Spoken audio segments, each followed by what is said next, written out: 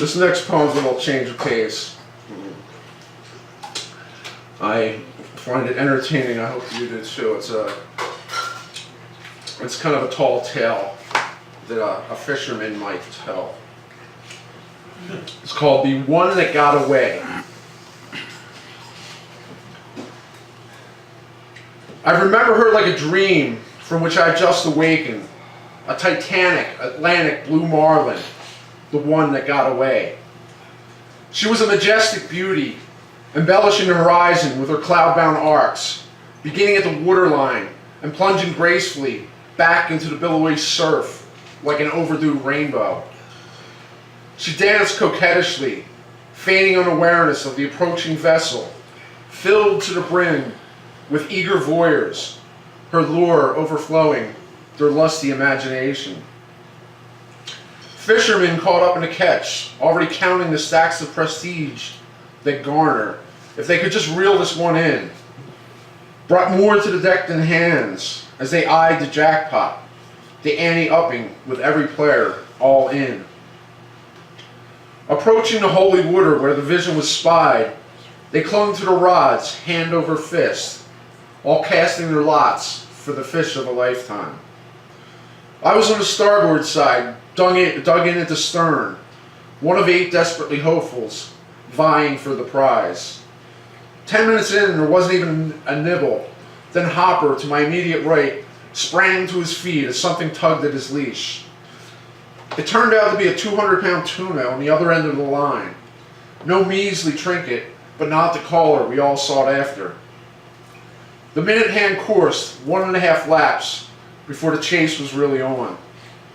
Directly opposite me on the port side, Flanagan's pole bent so far south it looked as if it would snap, the boat stepping down like it was helping an elderly bus rider touch down gently at her stop.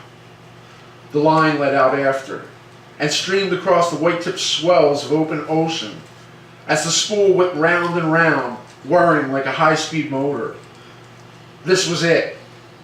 About 100 yards out, she catapulted above the fray of surface tension, standing apart from all the denizens below, out of their depth compared to her in sheer size and splendor.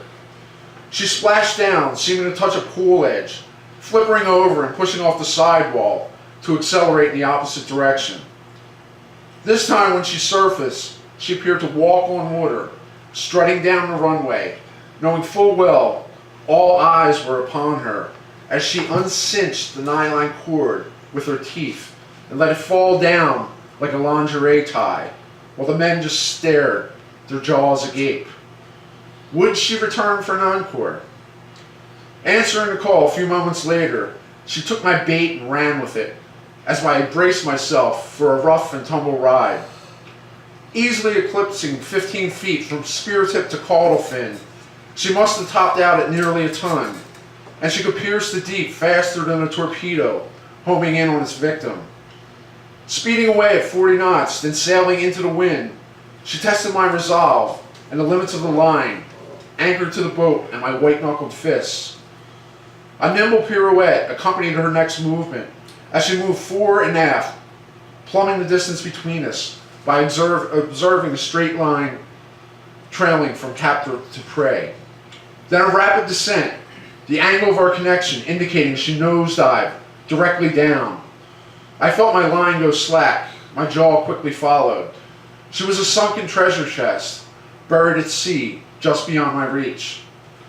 I rewound the events in short-term memory, playing back over the peaks I experienced just a few minutes prior to no avail, before reeling in utter disappointment. She'd taken me in, hook, line, and sinker. I would not be consoled. Nothing would compare to her, ever. But I was not to be denied. She bolted from the water 200 yards away, pulling on my lifeline. She hadn't gotten away. I cranked the handle as fast as I could, biting my lip so hard it bled. She turned back around, rushing towards the boat as if fired from a submarine, her dorsal fin cutting through the churning surf like a scalpel through virgin skin. Finally in my sights, I could taste the conquest, picturing the trophy hanging on my wall, when the waves stopped swelling and the wind stilled. 20 feet straight ahead, she sprung from the water, her target locked in. A quivering javelin was hurtling through the air, straight towards my stuttering, bull's-eyed heart. Swooning, I managed to fall back just in time as she smugly nosed past me, trailing her pectoral fin teasingly across my cheek in passing. Her scaly touch slicing through my flesh to produce a lasting memento. And then she was gone.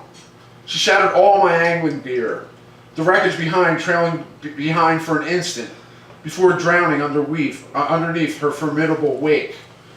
This scar is all I have left to show for what could have been, a permanent and tangible reminder of the too scant moments I held my dream within my hands and let it get away.